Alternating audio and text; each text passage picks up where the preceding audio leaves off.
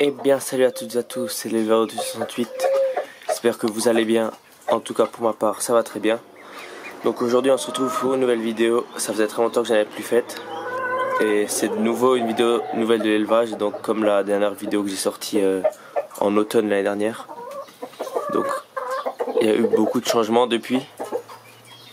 Et j'ai pas été trop actif, que ce soit sur Instagram ou sur YouTube, pas du tout actif, mais sur Instagram un peu plus. J'ai publié quelques fois quelques photos, mais c'était aussi très rarement. Je suis plutôt actif sur Facebook, je vous mettrai le lien dans la description si j'y pense. Donc voilà, on va tout de suite commencer, j'avais pas plus parlé. Donc là on est chez les poules, donc j'ai toujours des poules d'Alsace, noirs et bleus. Les bleus je les ai arrêtés depuis l'année dernière, j'ai gardé que des noirs. Donc là vous voyez des poules de l'année dernière. Là une poule noire de l'année dernière. Là une poule de 2018, ma plus vieille poule. Là une de 2020.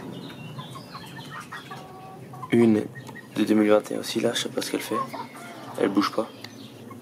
C'est ma plus belle poule de l'année dernière celle-là.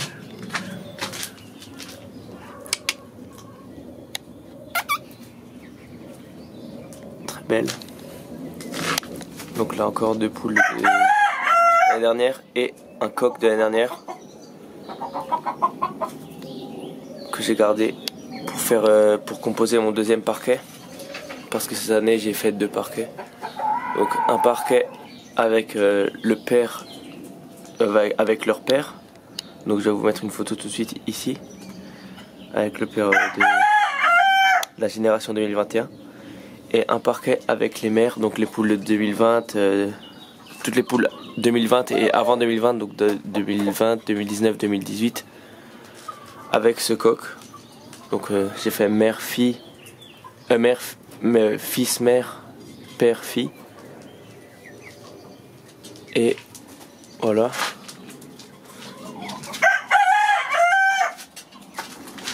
Pardon, j'ai mal filmé. Voilà encore une jeune, une poule de l'année dernière.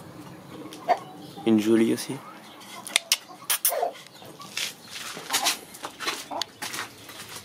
On voit pas bien leur beau reflet vert. Voilà, là on voit bien.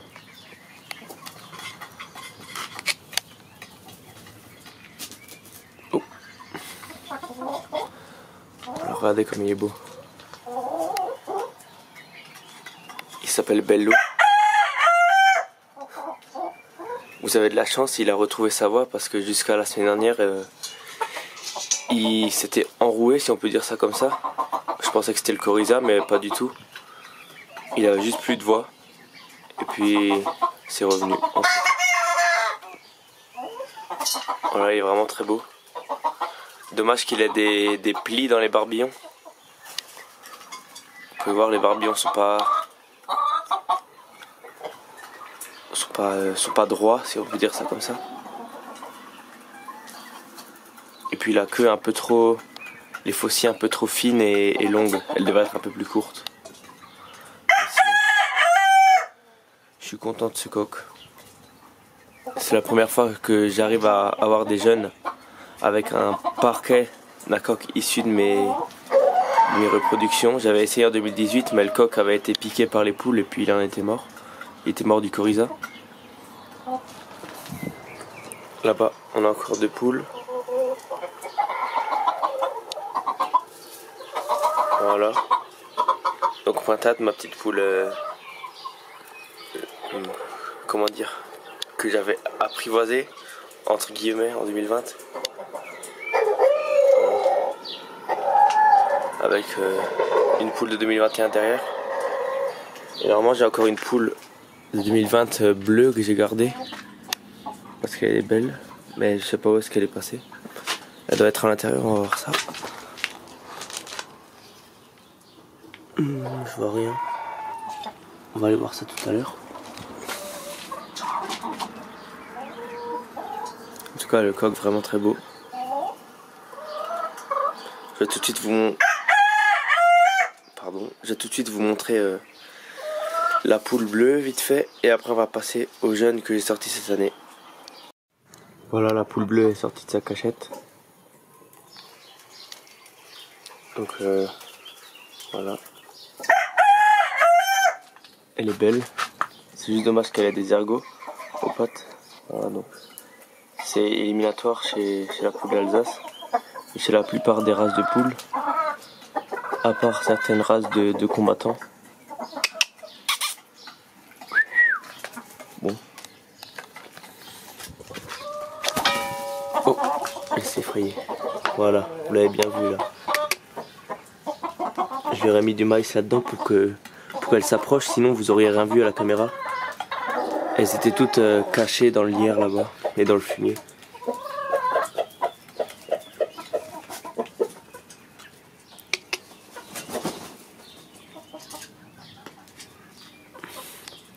Donc cette poule, c'était pas prévu qu'elle me fasse des poussins.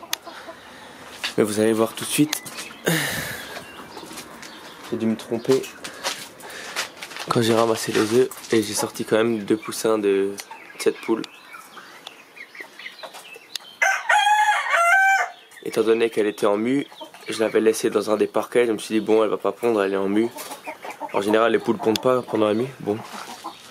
Faut croire que j'avais tort. Voilà, j'ai sorti un couple, un coq et une poule. Que je vais pas garder évidemment. Bon là, il y a aussi 6 poules pondeuses. Faites pas attention aux bagues. C'est pour les reconnaître.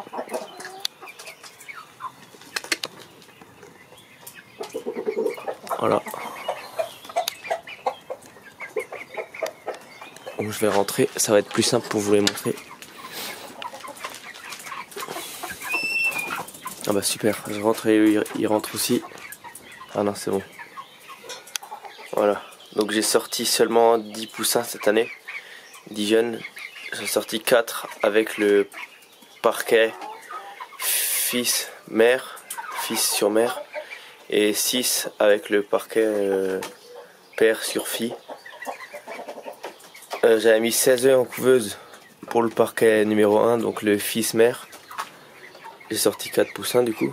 Et par contre j'avais mis 38 œufs pour le parquet père-fille.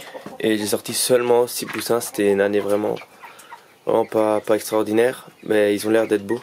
Bon, sauf, je sais pas pourquoi j'ai eu ce problème cette année. Vous voyez les rémiches qui pendent comme ça. Je sais pas si ça va se changer. Mais pour l'instant j'espère que ça va partir. Là on a un petit coq.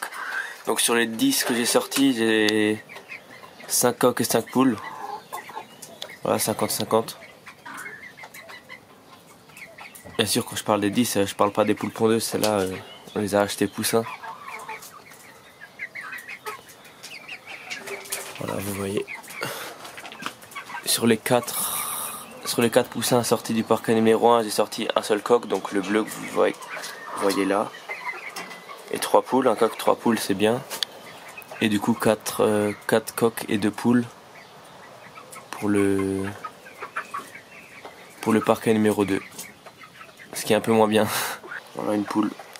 Et vous pouvez voir que les queues de mes jeunes poules là sont pas trop en état. Tout simplement parce que on était parti en voyage 4 jours il y a pas longtemps. Et comme ils étaient seuls, on leur a mis pour 4 jours assez à manger et assez à boire. Et ils n'ont pas trouvé meilleure idée que de dormir dans les abreuvoirs. Enfin, dormir à côté des abreuvoirs, donc ils avaient la queue qui trempait dedans. Et j'ai dû leur arracher les plumes qui étaient cassées. Voilà, mais celui-là, ce coq-là, j'ai dû le rater parce qu'il a encore des plumes cassées. Voilà, vous voyez, celle-là, je lui ai arraché. Elles sont prêtes à repousser. Alors que les harcots, ils étaient plus intelligents. Ils ont dormi sur la mangeoire. Et c'était fait exprès, donc il n'y avait pas de crotte qui tombait dans la mangeoire. Il n'y avait pas de problème sanitaire là-dessus. Heureusement.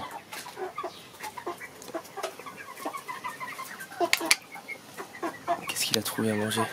Ah. Et celui-là, là, cette poule pondeuse, je me demande si c'est pas un coq. Je me demande si c'est pas un coq. Vous voyez, il a des faucilles derrière. On verra bien, mais pour moi, c'est une poule. Sinon, il aurait déjà une autre couleur. Ah, et ben il a mangé une feuille. On se détend.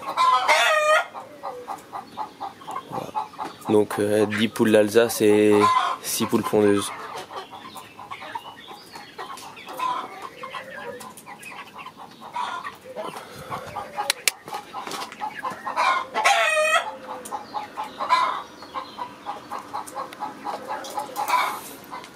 Et j'ai remarqué aussi que les poussins issus du parquet numéro 2, donc père sur fille, étaient un peu moins gros en gabarit que les poussins du parquet numéro 1.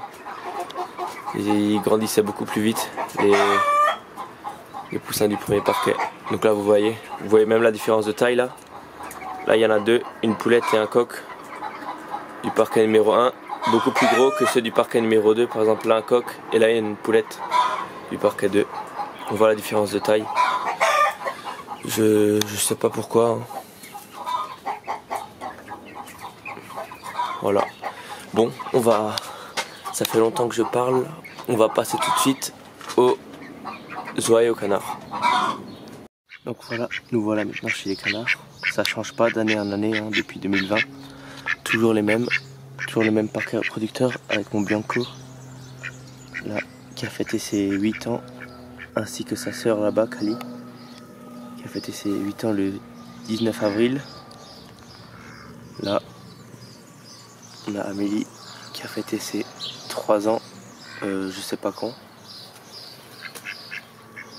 Là, on a Indy qui est pas née chez moi, qui a fêté ses 6 ans du coup, jusqu'à 2016. Là, on a 2015, Heidi, le 25 avril, qui a fêté donc ses 7 ans. Et Hello Carmela, là-bas, la sœur de Heidi, qui a fêté ses 7 ans aussi. Donc voilà, toujours 5 cannes et Bianco.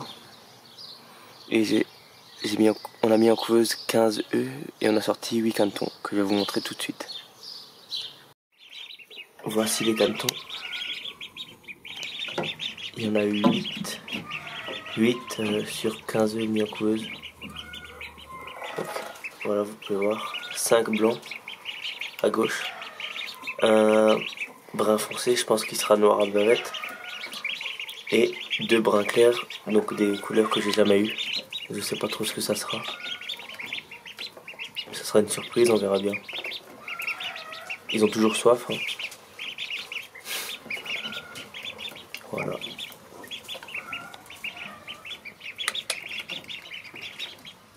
Ils sont âgés de 1 semaine déjà. Donc là ils ont la nourriture. Et là-bas, la boisson. Évidemment toujours à côté de la boisson, même quand il n'y en a plus. Quand ils ont tout vidé. Voilà. Bon, on va tout de suite passer aux oies. Donc nous voilà maintenant chez les oies. Je sais pas si vous m'entendez.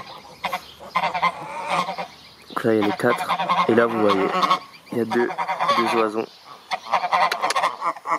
Trop mignons.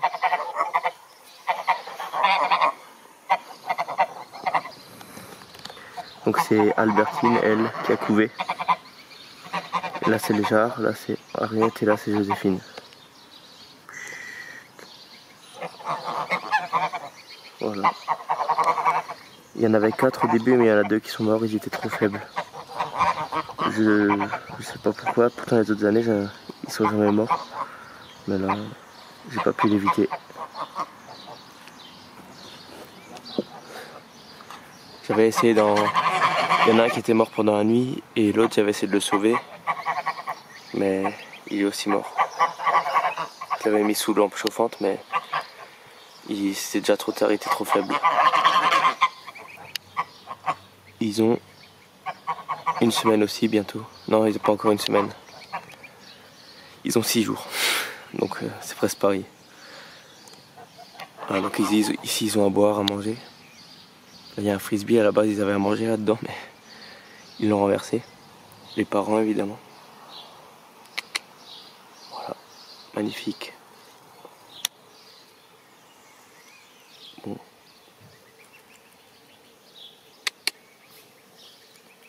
On va pouvoir passer aux pigeons et aux tourterelles tout de suite.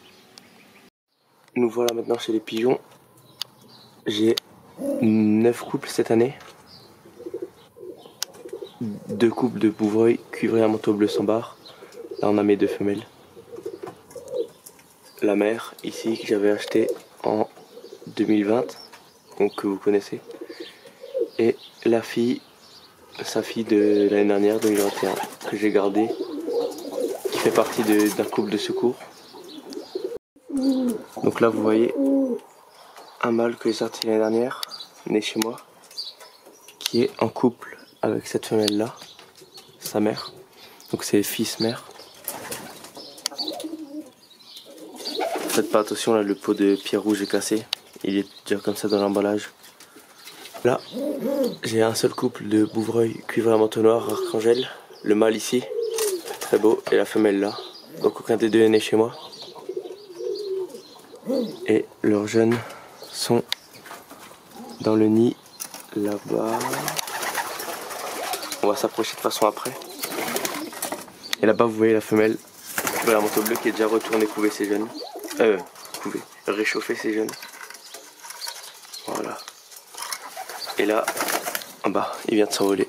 Ici vous avez le mâle que j'ai accouplé avec la jeune femelle qui est toujours encore cachée là-bas. Voilà. Ce mâle-là vient du même endroit que ce mâle-là. Donc c'est une dame qui me l'a gentiment offert, que je remercie d'ailleurs. Je pense pas qu'elle verra cette vidéo, mais quand même.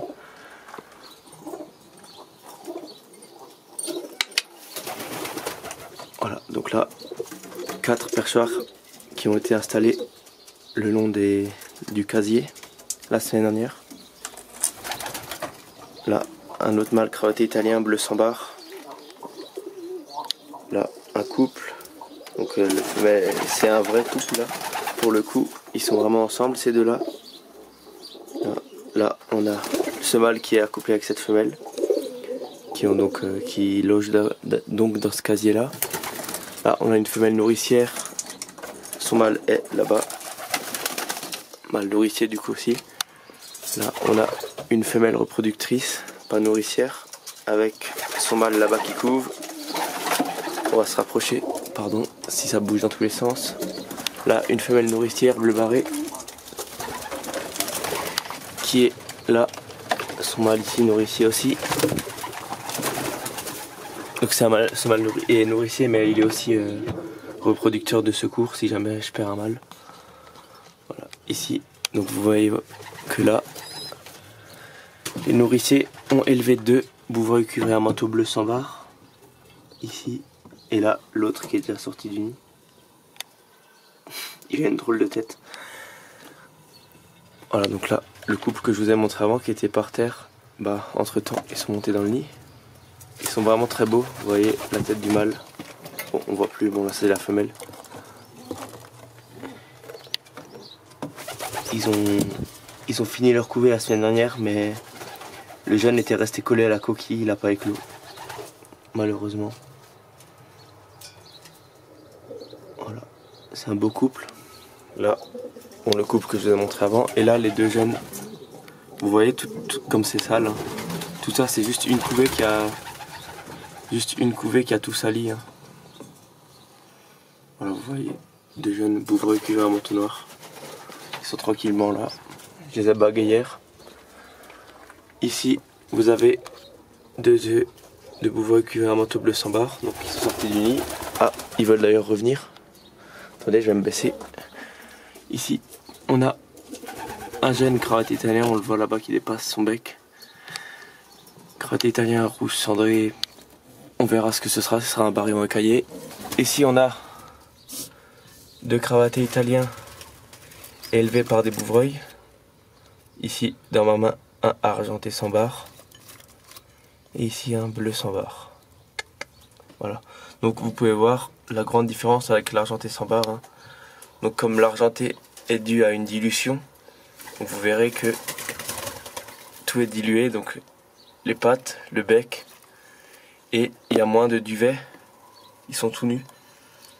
Là, vous voyez lui, il a les pattes noires, gris rose comme ça, et le bec noir. Et lui, il a tout ça qui est dilué. Voilà la différence. Et l'argenté sans barre, c'est d'une couleur très rare. Donc je suis content d'en avoir. Après, c'est pas avec un seul que je pourrais bien sélectionner, hein. C'est mieux d'avoir plusieurs jaunes pour pouvoir vraiment garder les meilleurs. Et voilà le parent d'ailleurs de cet argenté sans barre, ici. Qui a d'ailleurs répondu et qui couvrent eux-mêmes maintenant. Voilà. La raison pour laquelle j'ai mis des œufs de cravate italiens au bouvreuil, c'est tout simplement que la femelle, que j'ai d'ailleurs que j'ai pourtant depuis 2 ans, qui m'a toujours fait des jeunes l'année dernière et il y a 2 ans, elle n'a pas pondu un seul œuf cette année, je sais pas pourquoi. Je comprends pas. Elle restait sur le nid mais elle n'a jamais pondu. Donc je lui ai donné des œufs de cravaté et puis ça a marché. Donc on va voir si une fois que ceux-là seront sortis du nid, qu'ils seront sevrés, on verra si elle se met à pondre, si ça va la stimuler, j'espère. Parce que ça c'est quand même mon plus beau couple de bouvreuils et ceux-là c'est juste le couple de secours. Et ceux-là sont pas beaucoup mieux en termes de reproduction, hein. Ils m'ont fait aucun jeune eux-mêmes. Les seuls jeunes que j'ai eu, donc c'est les 2 qui sont là, celui-là et celui qui court là-bas. C'est les seuls jeunes que j'ai eu et ils ont été élevés par des cravatés. Ils en ont eu un mais il était handicapé, il était tout le temps sur le dos. Je sais pas pourquoi. Pourtant il n'y a pas de consanguinité, hein. Ils sont de sang totalement différents, la femelle de chez moi et puis le mâle du Bas-Rhin, qui vient d'une dame du Bas-Rhin.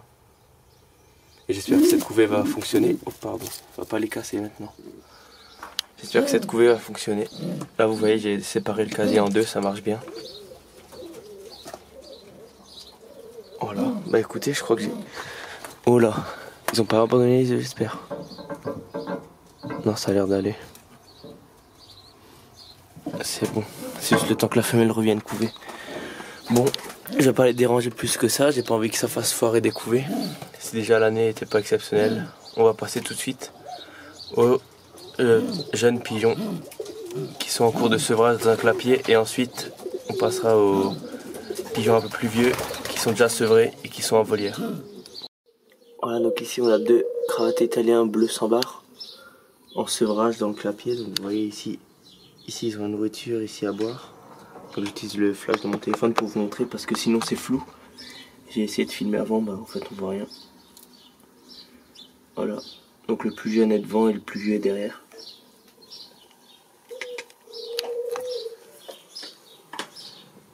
Ils vont bientôt rejoindre les autres pigeons dans la volière des jeunes que je vais vous montrer tout de suite. Donc voilà, nous voilà dans la volière des jeunes pigeons. Donc ici on a 3 bleus sans barre. 1, 2, 3, 2 rouges cendrés barrés, 1, 2, un rouge cendré écaillé, un bleu barré et 2 bouvreuils cuivrés à manteau noir. Pour l'instant j'ai que ça. La repro était pas fameuse cette année. Pas du tout fameuse. Les 2 rouges cendrés barrés, donc là, ici et là, sont du même nid, ils sont frères et sœurs.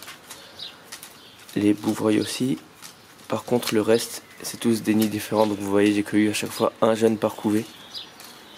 Les cravatés à chaque fois se nourrissaient qu'un seul jeune quoi. Et puis l'autre mourait. C'est dommage.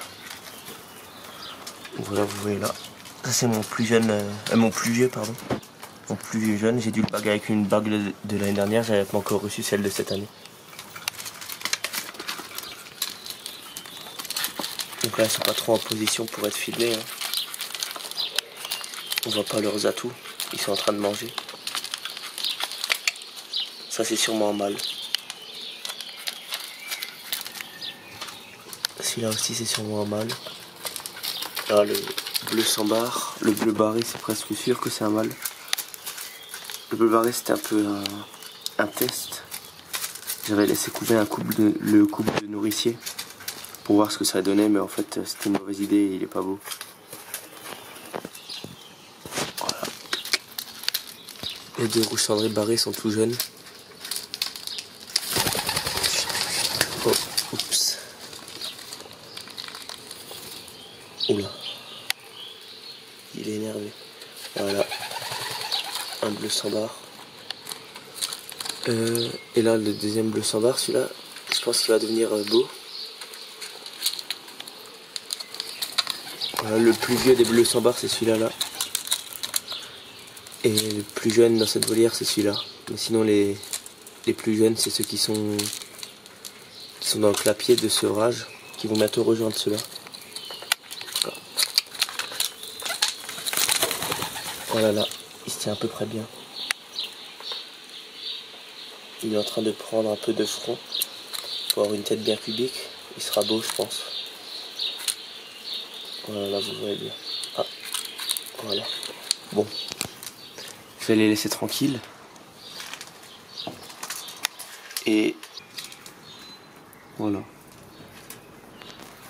Là-bas, ils ont une petite coupelle pour boire, tout simplement. Enfin, pour se baigner. La boisson, c'est ici, sinon c'est à boire. La nourriture, du coup, c'est là-dedans. Et là, ils ont la pierre rouge du grit qu'ils ont déjà sali. Du coup, maintenant que je vous ai montré les pigeons, on peut tout de suite passer aux tourterelles. Donc voilà, on a ici le premier couple de tourterelles. Donc mon vieux mâle Manda que j'ai trouvé dans la rue en 2016 avec sa femelle qui est ici, Grisou, femelle sauvage que j'ai achetée en 2018 et qui est née en 2017. Là, un jeune mâle mandarine. Et il doit y avoir une femelle quelque part. Voilà là-bas, sa sœur. Une femelle orange. Voilà. Donc on va tout de suite passer aux autres couples de tourterelles que j'élève en clapier par couple individuel à chaque fois. Donc voilà, on est maintenant chez les tourterelles. Donc les couples reproducteurs. 3 des 4 couples reproducteurs que j'élève en clapier. Hein. Voilà, 1, 2 et le troisième ici. Donc ceux-là, couple de panaché, là le mâle, que j'avais déjà l'année dernière. Donc un des deux n'est né chez moi. Donc là une femelle qui vient pas de chez moi non plus, du coup, forcément. Et aussi né de l'année dernière. Donc c'est l'éleveur du 67 sur Instagram qui me les a ramenés. N'hésitez pas à aller le suivre. Voilà, donc ils n'ont pas pondu de toute l'année. La femelle était restée 2 semaines sur le nid à couver dans le vide. Donc je leur ai donné un œuf de pigeon qu'ils ont très bien couvé. Et voilà le jeune qui en est sorti. Un petit cravaté italien. Voilà, donc je sais pas encore, c'était censé être un bleu sans barre, mais on va essayer de voir de plus près. Il a une couleur bizarre. Les plumes sortent un peu brun chocolat comme ça. On verra quand il va grandir. Je pense à un bleu écaillé.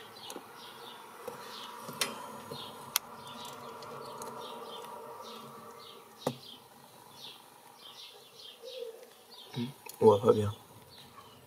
On verra bien. D'ici 3 ou 4 jours, il devrait déjà avoir sorti toutes ses plumes. Ça nous donnera déjà une première idée.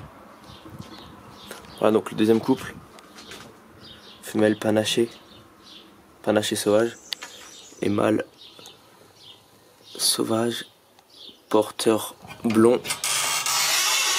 Sûrement porteur blond et porteur panaché, ça c'est sûr.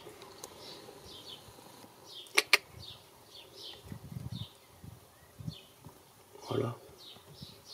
On le voit. Ils couvrent dans le vide aussi. Hein. Je crois qu'ils sont sur le point de pondre. Parce que ça fait 3 ou 4 jours que je vois la femelle et le mâle se rejoindre dans le nid et s'accoupler. Donc j'espère que c'est pas 2 mâles. Et ceux-là m'ont toujours pas fait de jeunes non plus cette année. Je pense que la femelle était trop jeune. Ou alors que c'est pas une femelle. On verra bien. Donc ici, couple femelle faux foudré. de 2020 qui est né chez moi. Donc là c'est du 100% chez moi. Foudré et mâle sauvage, donc qui est le fils de cette femelle.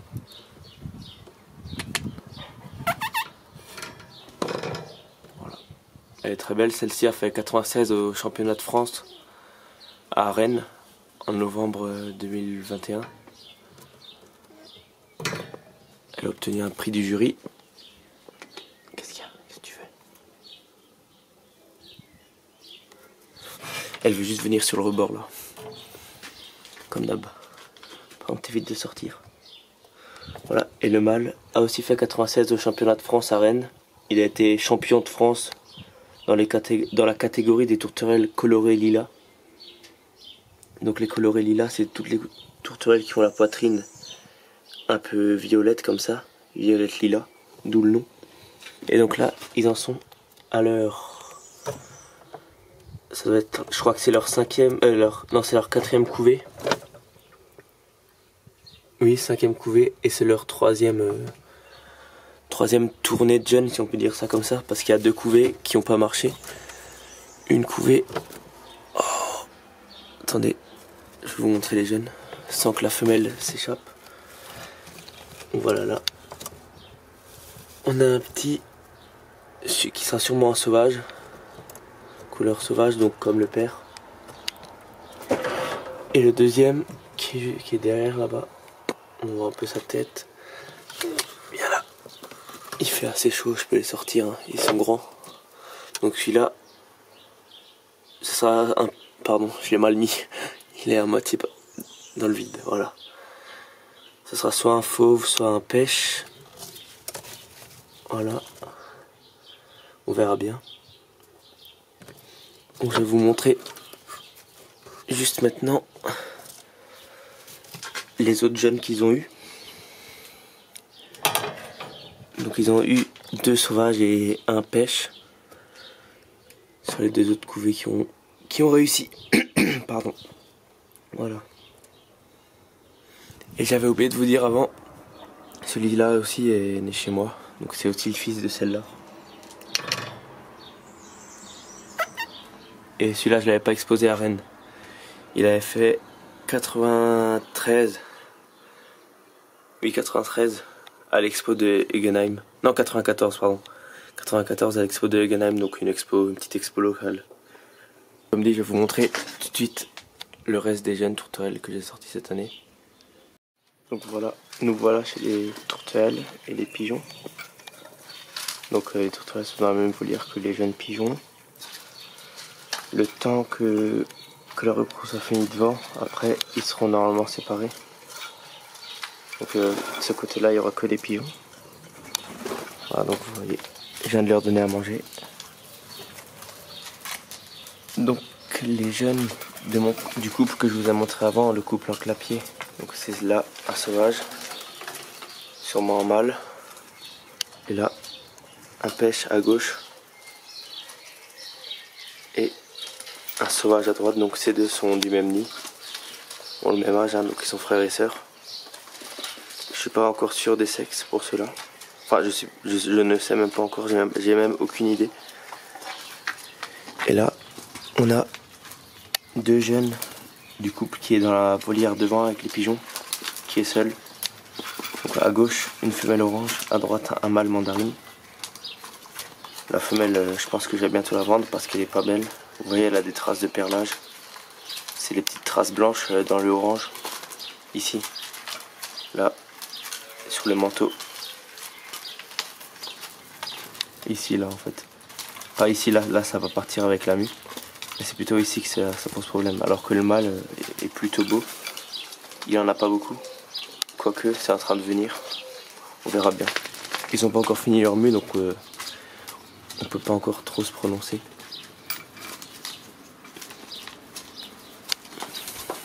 Voilà. C'est tout ce que j'ai en jeune tourterelle pour l'instant. Avec ceux que je vous ai déjà montré devant. Et que je vous ai montré avant dans les clapiers. C'est déjà la fin de cette vidéo, hein. Je vous ai déjà tout montré, il me semble. Merci d'avoir visionné la vidéo. Et puis je vais essayer de vous en faire une cet été pour vous montrer l'évolution de tout ça.